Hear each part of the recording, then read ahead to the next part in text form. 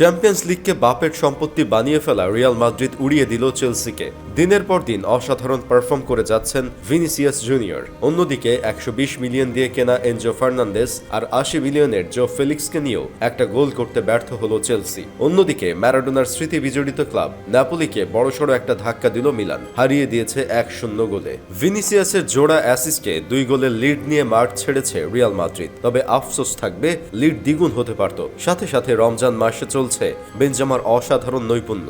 Vinicius তার শেষ 3টি ম্যাচ খেলেছেন বর্তমান সময়ের সেরা 3 ডিফেন্ডারের সাথে। রোনাল্ড আরাউহো, হুয়ান ফয়েত ও রিস জেমসের মতো সেরা রাইট ব্যাক এখন আর কেউ নেই। প্রথমে আরাউহো ও ফয়েত, আর এবার রিস জেমসকেও ডিস্ট্রয় করে দিল ভিনি। দেখিয়ে দিল সামনে যেই আসুক আর রক্ষে নেই। কিভাবে গোল করতে হয় এবং করাতে হয় তা যেন খুব ভালো করেই শেখালেন ভিনিসিয়াস। এই জয়ের ফলে রিয়াল মাদ্রিদ এক পা দিয়েই রাখলো সেমিফাইনালে। শেষ 14 চ্যাম্পিয়ন্স লিগের মধ্যে রিয়াল মাদ্রিদ 11 বার সেমিফাইনাল খেলেছে। এটা যেন দিনে দিনে হয়ে গেছে তাদের বাপের সম্পত্তি। পুরো ম্যাচে রিস জেমসকে সাথে ফোফানাকে নিয়ে ছেলে খেলা করে গেছেন ভিনি। 60তম মিনিটে জেমসকে মিডফিল্ড থেকে নিজের পিছে দৌড়িয়েছে একদম অসহায়ের মতো। যেন ভিনিকে বিট করা ভয়ঙ্কর এক কাজে পরিণত হয়েছে, যাতে পুরোপুরি ব্যর্থ পুরো চেলসি। শুধু কি জেমস, পুরো চেলসির টিমটাই তার পিছনে দৌড়াচ্ছে বলতে গেলে।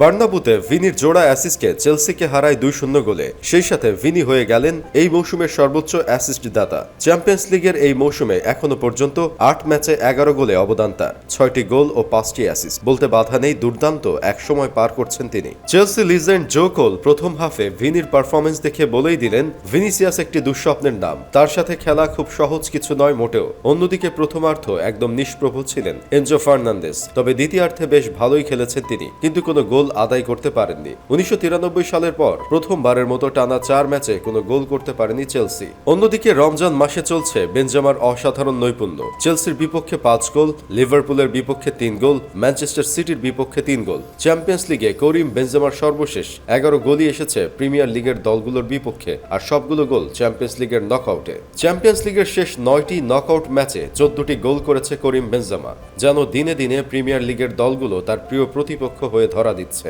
এদিকে একটা কথা আছে, বন্যেরা বনে সুন্দর, শিশুরা মাতৃক্রোড়ে। এই কথাটি যেন সত্য হয়ে দেখা দেয় অ্যাসেন্সিওর বেলায়, তবে একটু অন্যভাবে। তিনি মাঠে শুরুতে নেমে যে ঝলক দেখান তার চেয়ে দ্বিগুণ আগ্রাসী হয়ে ওঠেন সাব হিসেবে নেমে।